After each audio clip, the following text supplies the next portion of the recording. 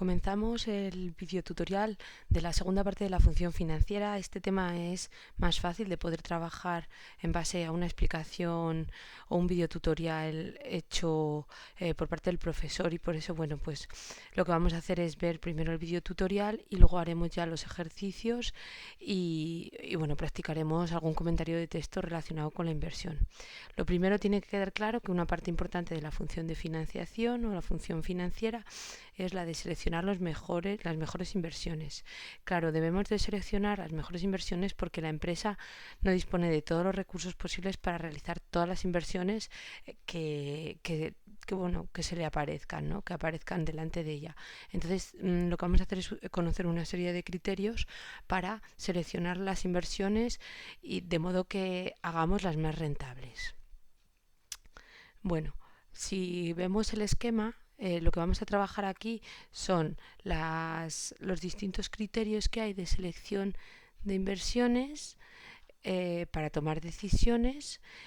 Vamos a analizar en qué se basa la inversión, cuáles son los elementos que permiten tomar una decisión en relación a una inversión y no a otra. Vamos a entender el concepto de inversión desde un punto de vista económico y desde un punto de vista contable, como aquella parte que integra el activo corriente de la empresa, no corriente de la empresa, o el activo corriente de la empresa.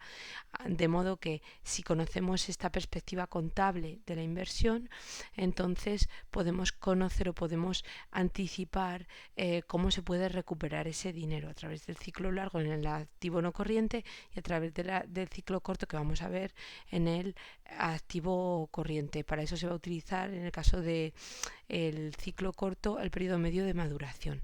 Los métodos que tenéis que conocer obligatoriamente para desarrollar problemas son el payback y el ban, y de forma conceptual la TIR, o teórica la TIR. Bueno, pues vamos a comenzar hablando de qué es la inversión, cuáles son los elementos que permiten tomar decisiones sobre las inversiones y los tipos de inversiones. Hablaremos de los dos ciclos que existen, el ciclo largo y el ciclo corto. Profundizaremos el periodo medio de maduración. Bueno, debéis de conocer en qué consiste el periodo medio de maduración mediante algún ejercicio tipo, pero no serán los ejercicios fundamentales de este tema. Los ejercicios fundamentales serán entender y saber utilizar correctamente y explicar las conclusiones a las que lleguemos mediante estos métodos de selección que tenemos a continuación.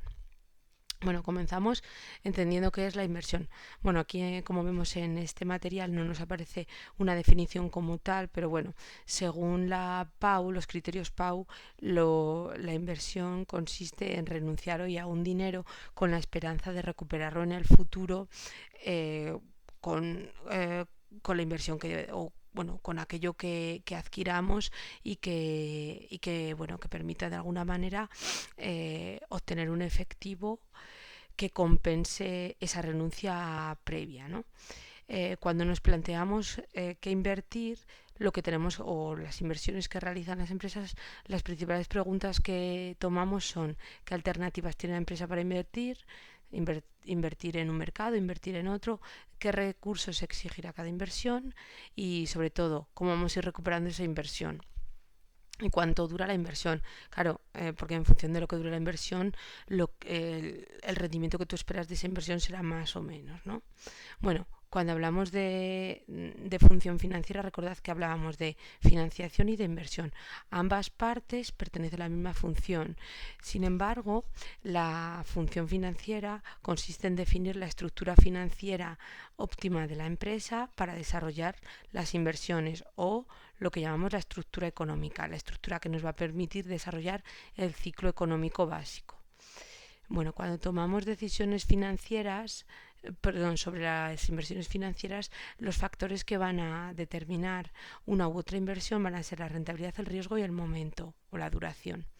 La rentabilidad hace referencia a aquellos recursos que puede generar esa renuncia inicial que hace la empresa, y que normalmente se calcula como la rentabilidad esperada, beneficio esperado en relación a la renuncia que haces con esa inversión, y normalmente se expresa en términos porcentuales. El riesgo hace referencia la incertidumbre, la posibilidad de pérdida que podamos tener a la hora de recuperar la inversión. En finanzas hay una serie de reglas básicas y es que a más riesgo, más rentabilidad y a menos riesgo, menos rentabilidad. Las empresas tienen que barajar si están dispuestas o no a desarrollar inversiones arriesgadas o no. Se dice que cuando las empresas son capaces de llevar a cabo inversiones con alto riesgo, son amantes del riesgo, y cuando son empresas que realmente renuncian a llevar a cabo inversiones con alto componente de riesgo, pues entonces se les dice que son aversos al riesgo. ¿Qué tipos de inversión tenéis que conocer? Bueno, pues según la materialización, inversiones en activo corriente o en inversiones en activo corriente. Inversiones en activo corriente son aquellos elementos que adquiere la empresa y que son utilizados en más de un proceso productivo, pues como la maquinaria, las instalaciones, los elementos de transporte, se utilizan en más de un proceso, no se agotan en un único proceso. El activo corriente estará compuesto por todos aquellos elementos que forman parte del proceso dinero, mercancía, dinero, o sea, el ciclo corto, y que se agotan en un proceso productivo.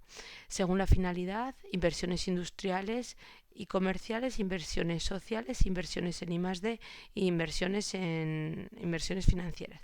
Inversiones industriales son aquellos elementos necesarios para producir, sociales sería para poner en práctica algún objetivo social, inversiones en I+D para promover el desarrollo de la empresa, y las inversiones financieras en algún tipo de forma de representación del dinero, y que bueno, que normalmente va a ser pues eso, en mercados de valores o en mercado monetario. Según el motivo que incita a que se desarrollen esas inversiones de renovación, cuando lo que supone es la renovación de un equipo, de expansión para ampliación de la planta, ampliación de la capacidad productiva de la empresa, modernización, tienen por objeto mejorar algún elemento, cambiarlo para que sea más eficiente y reducir costes. El siguiente apartado que tenemos que conocer es el de los ciclos económicos de la empresa. La empresa normalmente, pues eso, hablamos de que adquiere del entorno cosas, las transforma y pone en el mercado otra serie de cosas que pueden ser buenas o malas, ¿no? Bueno, pues este proceso se le denomina ciclo y hablamos de ciclo largo o de ciclo corto, ¿vale? De todas las inversiones que realiza la empresa, existen varias que se repiten periódicamente, y es la compra de materias primas, la utilización de servicios de transporte, bueno, pues alguna serie de pautas básicas, ¿no? O el cambio de elementos que se quedan obsoletos. Vale, pues en la empresa se habla de eso, de dos ciclos, el ciclo corto y el ciclo largo. El ciclo corto es el número de días que tarda la empresa en recuperar una unidad de dinero que invirtió a través del proceso de venta y de cobro. Y el ciclo largo es el número de días que tarda la empresa en recuperar una unidad monetaria invertida en elementos del activo no corriente o que se utilizan en más de un proceso productivo. Este ciclo largo se recupera a través de lo que se llama procesos de amortización, es decir, que de manera periódica lo que hacemos para que la empresa no se descapitalice cuando estos elementos que se usan en más de un proceso productivo se van desgastando periódicamente, lo que vamos a hacer es esa proporción de desgaste de la máquina, lo que vamos a hacer es dotar una amortización, es decir, fijar el importe de desgaste que tiene la máquina de forma anual y, por decirlo de manera sencilla, ese importe lo dejaríamos o lo reservaríamos para que año a año se vaya acumulando, de modo que al finalizar la vida útil de ese elemento, cuando ya no tiene utilidad, pasados los años, tengamos suficientes recursos para cambiar esa máquina sin parar el proceso productivo. Bueno, ahora vamos a entrar más en profundidad en estos ciclos que acabo de explicaros. Pues hablábamos eso de la máquina que tiene una serie que tiene un desgaste que recoge oficialmente Hacienda a través de unas tablas. Bueno, pues estas inversiones, como se van gastando poco a poco en estos procesos productivos, normalmente lo que pretende la empresa es que cuando pasados los años el elemento ha dejado de ser útil, pues podamos renovar esta máquina sin comprometer la tesorería de la empresa, ¿vale? Por eso lo que hacemos es dotar fondos o constituir fondos, lo que se llama el fondo de amortización, que constituye, o que según la unidad anterior que hemos analizado, es lo que se llama la autofinanciación de mantenimiento, que permite a la empresa mantener su capacidad productiva y no ponerla en riesgo cuando un elemento deja de tener valor en la empresa o deja de ser útil y tenemos que renovarlo por otro, ¿vale? Entonces cada elemento del activo no corriente tiene una duración distinta según establece Hacienda, pero todos permanecen en el ciclo largo, pues su renovación se produce varios años después de que fueron adquiridos, ¿vale? Entonces, bueno, esquemáticamente el ciclo largo consiste en dotar una serie de fondos de modo que cuando tengamos que cambiar esta inversión tengamos suficiente dinero y no comprometamos a la empresa. Pero claro, a la vez estos fondos se forman a través del porcentaje de desgaste que anualmente tiene cada elemento del activo no corriente. Bueno, el ciclo corto es el ciclo dinero-mercancía-dinero. Se refiere al tiempo que tarda la empresa en recuperar una unidad monetaria mediante los procesos de venta y cobro. Esto se hace a través del periodo medio de maduración, ¿vale? Y nada, en lo que consiste es en dividir todo el ciclo en varios subciclos, desde que esa inversión entra en la empresa como materia prima, se almacena. Tenemos entonces, cada vez que hay un almacenamiento, un nivel medio de stocks. Siempre vamos a trabajar en términos medios, no en términos exactos. Una vez que es demandada esta materia o esta inversión por el departamento de producción, sale de la fábrica y entra en producción, entonces se incrementa el stock de productos en curso. Una vez que este producto en curso sufre una siguiente transformación, sale del inventario de productos en curso y entra en el almacén de productos terminados, incrementando las existencias, y estos productos van a darse de baja de la empresa mediante procesos de venta y cobro.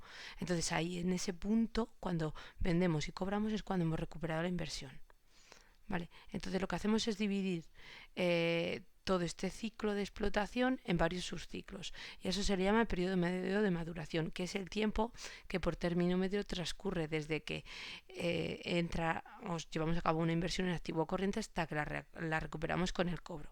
Esto supone distinguir el periodo de almacenamiento de materias primas, el periodo de fabricación de productos en el curso, el producto de venta de productos terminados y el periodo de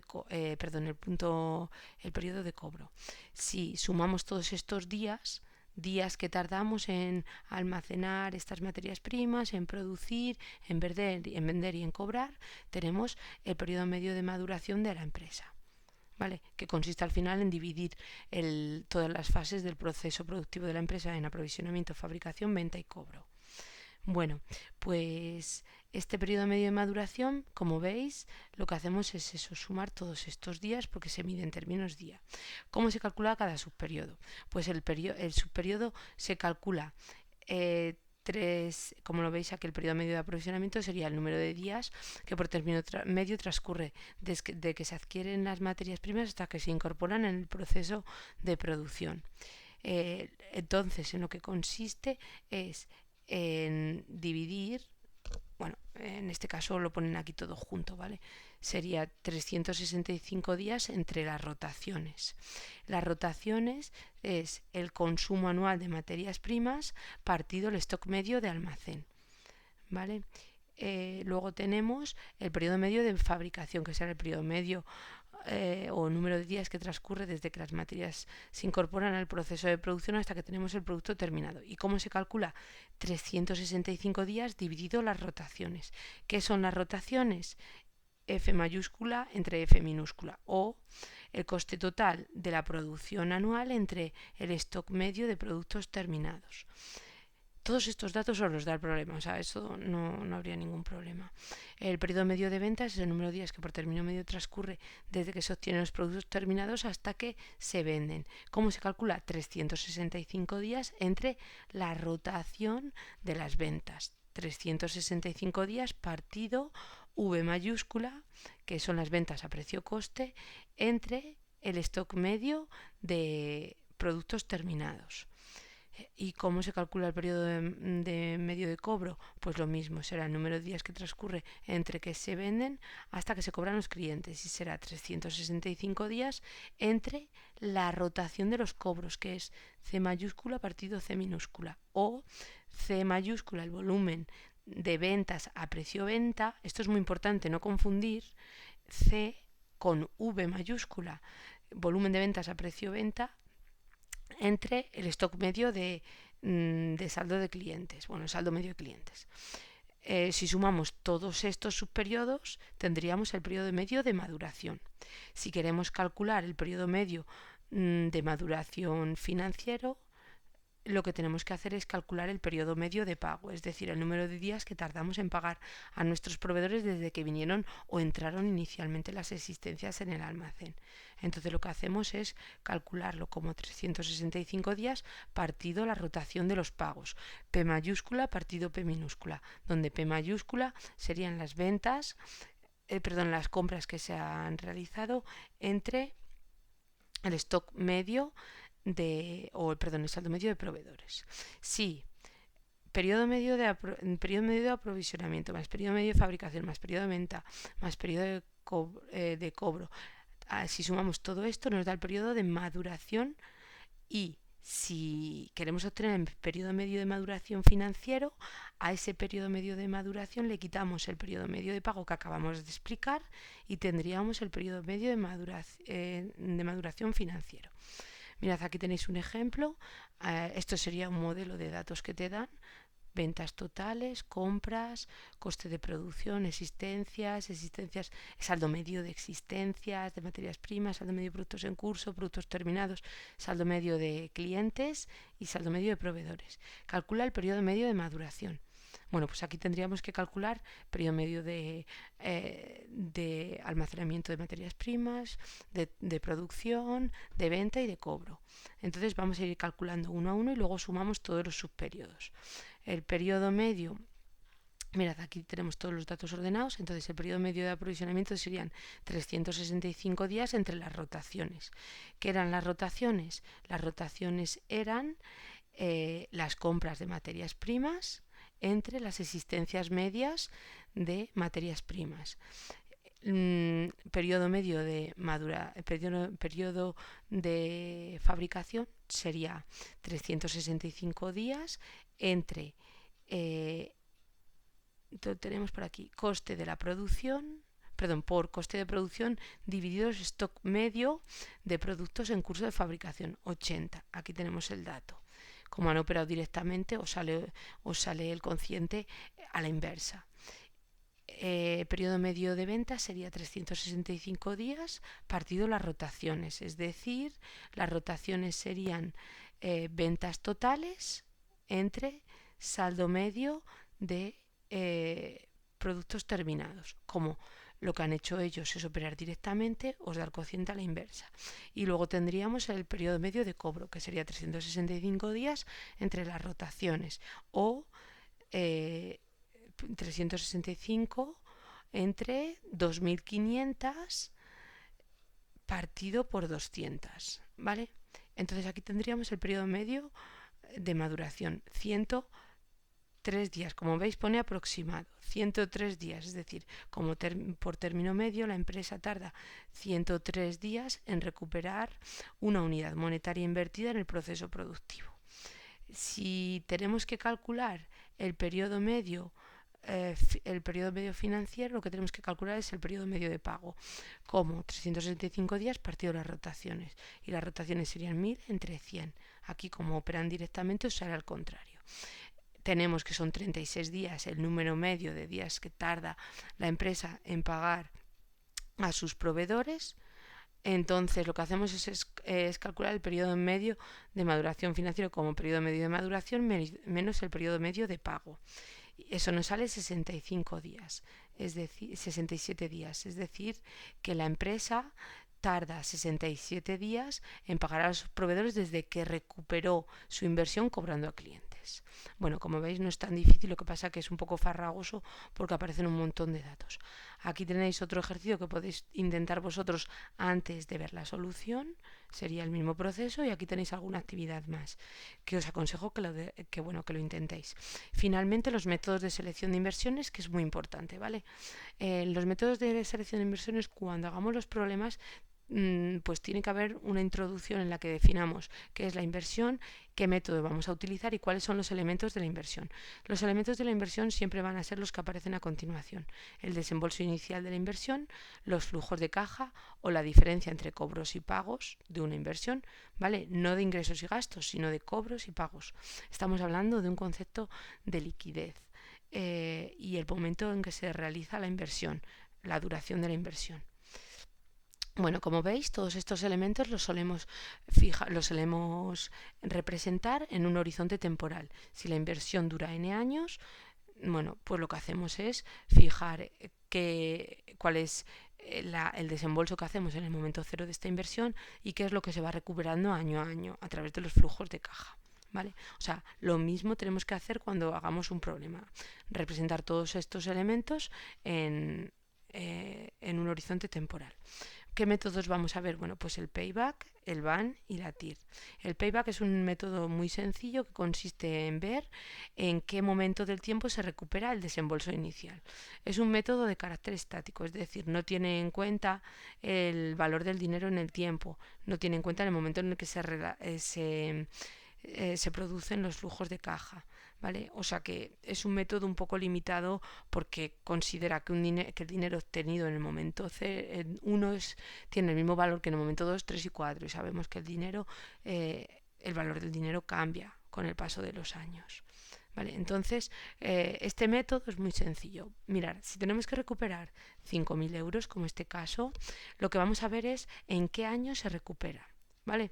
Entonces, los datos que nos da el problema dicen que se espera que se genere unos flujos de caja de 2.000 euros durante 4 años, es decir, que se repita el mismo importe 4 años.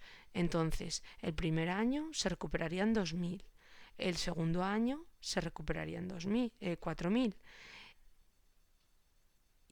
el tercer año ya se recuperarían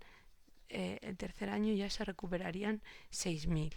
Entonces, ¿qué es lo que pasa? Que sabemos que se recupera en un momento entre el segundo año y el tercer año. Es decir, al finalizar el año 2 hemos recuperado 4.000.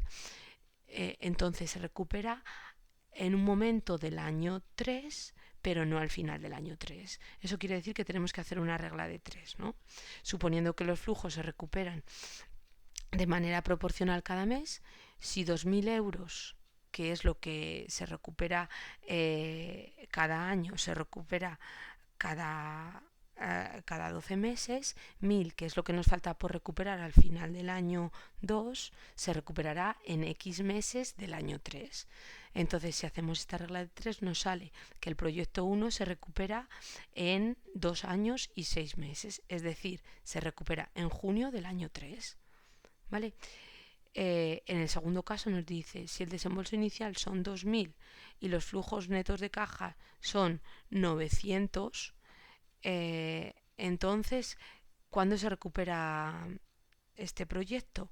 Bueno, pues sabemos que, vamos a ir al proyecto 2, sabemos que este es el desembolso inicial, el primer año recuperamos 9.900, el segundo 900 más 900, que son 1.800, y el tercer año recuperamos por encima de 2.000. Entonces sabemos que al final del año 2, para recuperar 2.000 euros nos faltan 200 euros. Entonces, ¿en qué momento del año 3 se recuperan esos 200 euros? Tenemos que volver a hacer esa regla de 3.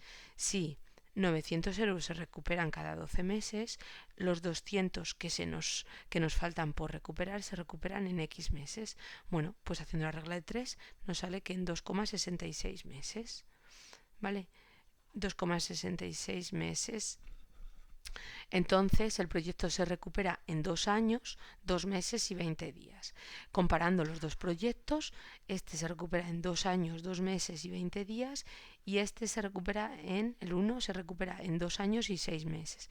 Por tanto, elegiremos aquel que se recupere antes. Entonces elegiremos el proyecto 2. El siguiente método es el del valor actual neto.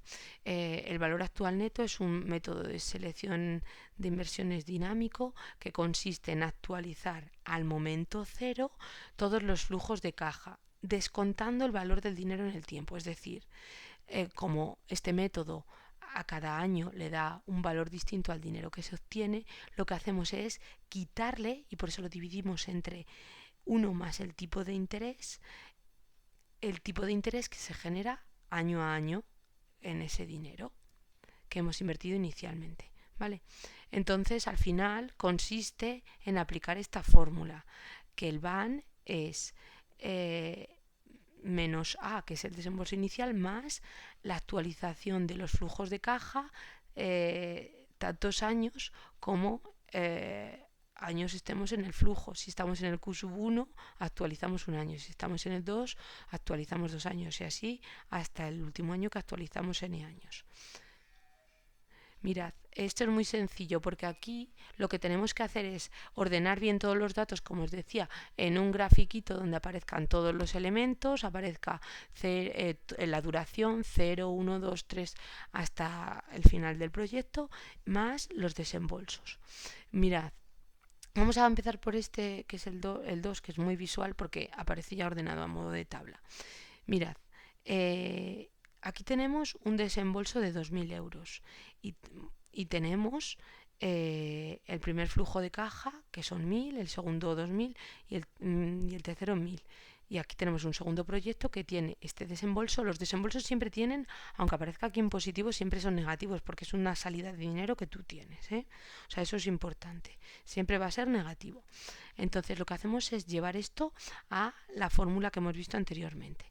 Bueno, entonces el desembolso de caja menos 2.000 más el primer desembolso actualizado según el tipo de interés que nos dice que sabiendo que el tipo de interés es del 10%, 1 más 0,1 elevado a la 1, porque es el flujo de caja 1, solo se actualiza un año.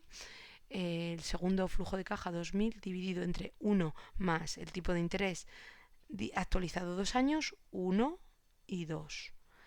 Y el flujo de caja 3, 1.000 dividido 1 más 0,10 a la 3, porque se actualiza 1, 2 y 3 años.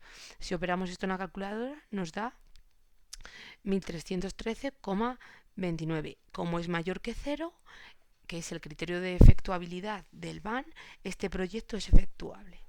El segundo proyecto, procediendo de la misma manera, nos da un valor negativo. Entonces, como es menor que 0, se rechaza.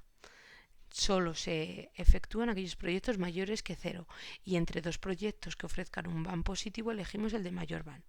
Entonces el primer proyecto será el seleccionado, el segundo se rechaza por ser negativo, ¿vale? Bueno, pues como veis es muy sencillo porque es irte a la fórmula. Esos dos problemas son los que esos dos métodos nos entrarían en los problemas. Luego tenemos que conocer la TIR de forma teórica. La TIR es una tasa interna de retorno o tasa de retorno.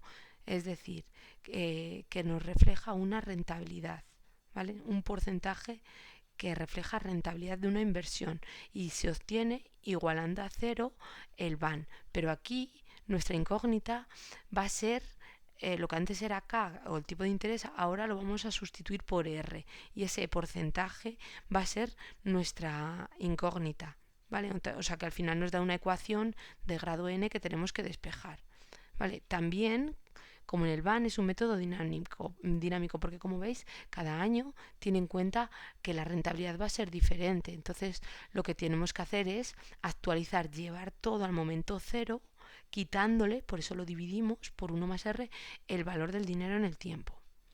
¿Vale? Aquí tenéis un ejemplo. Tenemos este proyecto, no puede haber más de 2 flujos porque entonces tendríamos una ecuación de grado n. Entonces normalmente se puede poner en el tipo test algo así, ¿no?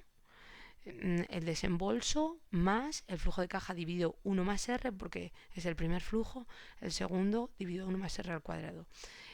Si pensamos que x es 1 más r y sustituimos, al final nos queda una ecuación cuadrada que se puede resolver perfectamente mediante la formulita que todos conocéis. Despejando obtendríamos dos valores, 1,14 y 0,34. Claro, daos cuenta que x es 1 más r. Entonces r, que es nuestro dato, sería 0,14. Si nos da ya en sí x 0,34, entonces r sería negativo. ¿Vale?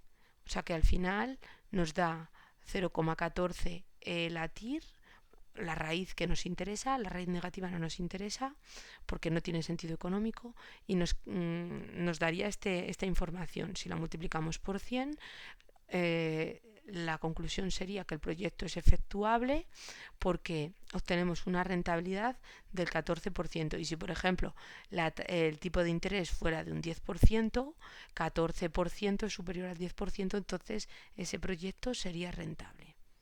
¿Vale? Bueno, pues aquí tenéis unos ejercicios para practicar. Son ejercicios muy importantes y bueno, pues espero que el tutorial os haya servido y cualquier cosa, pues nada, lo vemos en